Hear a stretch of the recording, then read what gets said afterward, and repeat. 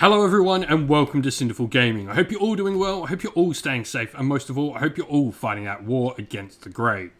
Today's video we're going to talk getting started with Warhammer 40,000, and today we're going to talk Space Marines, and today we're going to talk the poster boys of Warhammer 40k. We're going to talk the first founding chapter, that is the Ultramarines. In this video, we're going to talk about what is special about an Ultramarines armor, other than being GW's favourite ever chapter, and we're going to talk about the chapter tactics of the Ultramarines and what they do on the tabletop. We'll then take a look at some units we can begin our Ultramarines army with before exploring some other unit options we can use to expand upon those initial purchases to create a 1,000 point sample Space Marine army list at the end of the video for you to use as some inspiration for creating your own Ultramarines army. So with all of that said, let's get talking about what exactly we get with Ultramarines. Now, first of all, they are a first founding chapter, so this means they have their own entire Codex supplement called Codex Supplement Ultramarines, and they also have, just a bunch of extra stuff. They've also got a vast wealth of named characters, both Primaris and Firstborn, available to them. Many of them are currently being updated to Primaris variations over the years, and of course they also have the Primarch Robuta Guilliman available to them because of this as well. Now, rules wise, Ultramarines are pretty simple. First of all, they add one to the leadership of all Ultramarines models. This is just solid, giving you decent leadership bonuses across the table. It's nothing fantastical, but all of a sudden changing your army from 7 and 8 to 8 and 9 is a pretty big deal. This really does change the differences on what needs to be done to your Space Marines to actually make them worry about leadership and morale checks and stuff like that. Now, the cool rule for Ultramarines, though, is units can shoot in a turn in which they fell back. However, they do suffer a -1 penalty to hit when they do so, but this does give you a vast array of tactical ability on the tabletop. This is such a good ability, even at -1 to hit. Works really well with particular types of units, particularly things that don't need to hit, thinking flamers and stuff like that. Can all work really well, or attacks that have a lot of high volume, or thinking the ability to be able to get rerolls and stuff like that across the army really do help this ability really come into its own. It's hard to pin an Ultramarines army down, as it will just move out of combat and still shoot you at full force, regardless of what you try to do to them. So this is a really fun chapter tactic. I really rate this, and it has a lot of tactical play in it. Now, looking at places to start, I think a Primaris Captain is the best way to go. Now, you can pick any variation of this that you wish. They all provide the bonus that I think is the most important to this, which is the reroll ones to hit. Like we were saying, this means that we're going to get more value out of those shots. We are going to be -1 to hit if we fall back and shoot. So being able to get reroll ones on those shots is useful. Remembering a Chapter Master gives you rerolls to hit flat. So even upgrading this model or including something like Mightiest Cowguard to the army really does help you able to get some more value out of those fullback shooting attacks. Now, as the poster boys, it makes sense that, the stock standard Space Marine unit that is the Primaris Intercessor definitely has a very good use inside an Ultramarines force. Decent amount of shots, a wide variety of different weapon options. They can take grenade launchers in their units as well, which is really cool. But all in all, just a solid Space Marine unit all round that's going to provide you with decent shooting, objective holding ability, and some decent numbers for a Space Marine force on the table. One of your cheaper options available to you to get some bodies on the table. All in all, just a solid, decent start here with a captain and intercessors. I don't think you can go wrong. There's some fantastic captain models out there for you to choose from as well. Now, looking into other units. First of all, I want to shout out Heavy Intercessors. I really do like this unit. First of all, their heavy bolt rifles have generally a 36-inch range on the standard sort of profile, and they can take heavy bolters in the units. What this allows you to do with your Heavy Intercessors is have them deployed further back, controlling really far backfield objectives, and being able to contribute to the battle still with those heavy firepower. Not to mention, if your opponent does try to lock them down, you still can use those Ultramarines abilities to fall back and shoot, which is really great when you've got such high-powered shooting attacks coming out of what is a troop's choice for a unit. Really solid stuff all around. Now, Infiltrators are another interesting choice, and I particularly like them for Ultramarines. First of all, Infiltrators can infiltrate. As the name would suggest, you can deploy them far up the table, 9 inches away from enemy units before the game has even begun.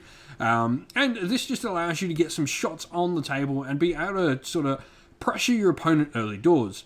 What I like in combination with Ultramarines is once again that chapter tactic that will allow us to fall back and shoot, meaning our opponent might choose to try and engage those infiltrators early on, but we can move back slowly, rejoining the rest of our forces with the infiltrating, or pulling our opponent's forces one way or the other, retreating and shooting. It can be a really interesting unit to use on the tabletop, and can be quite fun and rewarding when the tactics used with your infiltrators do go off.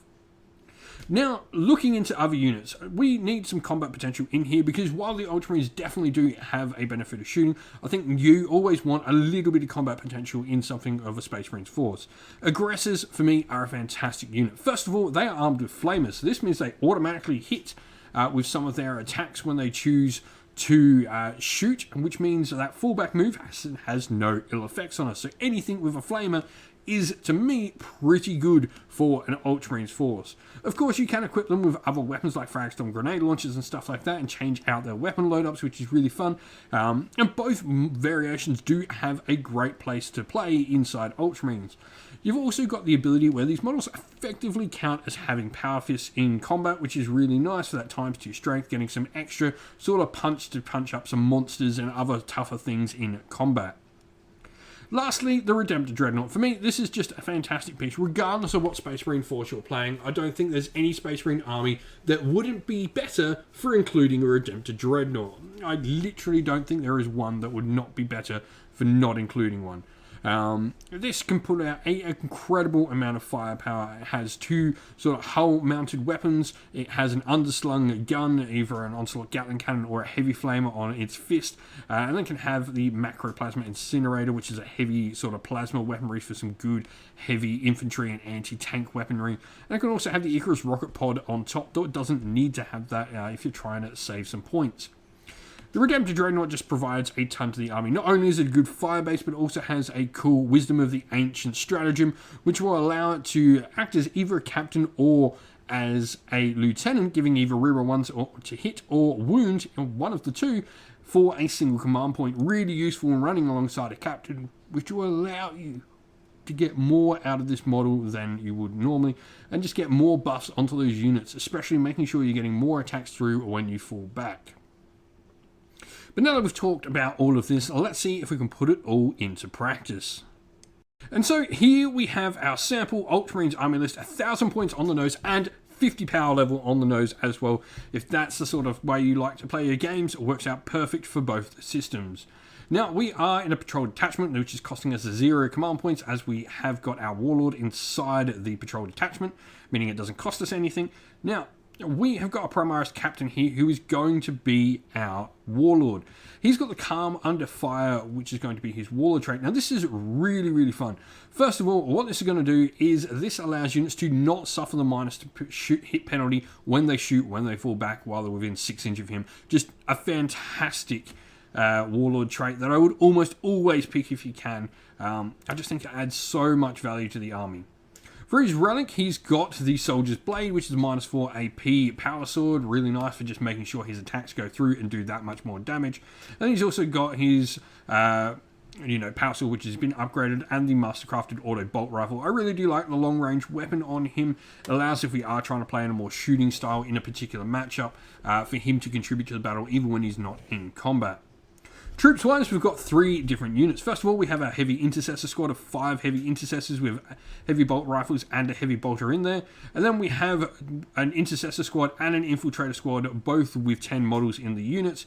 And the Infiltrator squad, we've gone with a Helix Gauntlet, which is great for some good defense, especially from opponents that generally try to attack them early doors if we infiltrate a little bit too close for comfort for them. The Aggressor squad has got the Flamestorm Gauntlets in here, just fantastic with the Ultramarines chapter tactic. And lastly, we have the Redemptor Dreadnought, which has got Fragstorm Grenade Launchers, Heavy Flamer, Macroplasma Incinerator, and a Redemptor Fist. No Icarus Rocket Pod, we were 5 points shy. You might be able to find it somewhere if you choose to maybe drop the Power Sword on your Primaris Captain, or, maybe drop the Helix Gauntlet. If you choose to, you can probably find the points to stick that in there somewhere, but I don't think it's really needed. He's still going to put out an incredible amount of firepower and provide a lot of buffs to the rest of the force with his Wisdom of the Ancient stratagem. If you've been playing Ultramarines in Warhammer 40k, let us know how you've been going and how you would start your Ultramarines force down in the comments below. Love to hear from everyone. And so that is the end of the video. Thank you all for watching. If you enjoyed it, please don't forget to leave a like and subscribe to the channel and drop a comment down below and let us know what you enjoyed about the video. If you'd like to come chat more with me and other members of our little community here at Sinful Gaming, we've got a link to our Discord server down in the video's description. And if you'd like to help support the channel in another way, you can do so either by joining Patreon or YouTube members or purchasing something from our Ko-fi web store. All of them are linked in the video's description. Thank you all for everyone who chooses to help support the channel. As a special thank you to those people who have supported via Patreon and YouTube members, we'd like to give a special shout out to them all. So a shout out to our patrons Christian Weir, James, Soren, Greenskins Gaming, AJC, Kenny Lowe, Alarin Shop First, Andrew Bowen, Nathan Fee, The Rising Ape, Q Dynamic, Agu, Anthony B, Anton Nielsen, JJ Austrian, Average Wargamer, Domir, Mark Harvey, James Cater, Dyna226, Derek, and GRP390. A special thank you to our YouTube members, Green Roots Gaming, Kenton Young, Chris Wallace, Ronya, Vinny, Lock Lorick, The Johnny84, David Ellsworth, Revenar, Wolfric Nick, Broken Chef, Ariana Edwards, Sean Scott, Pink Nico Fire, and Robin Mankiller as well.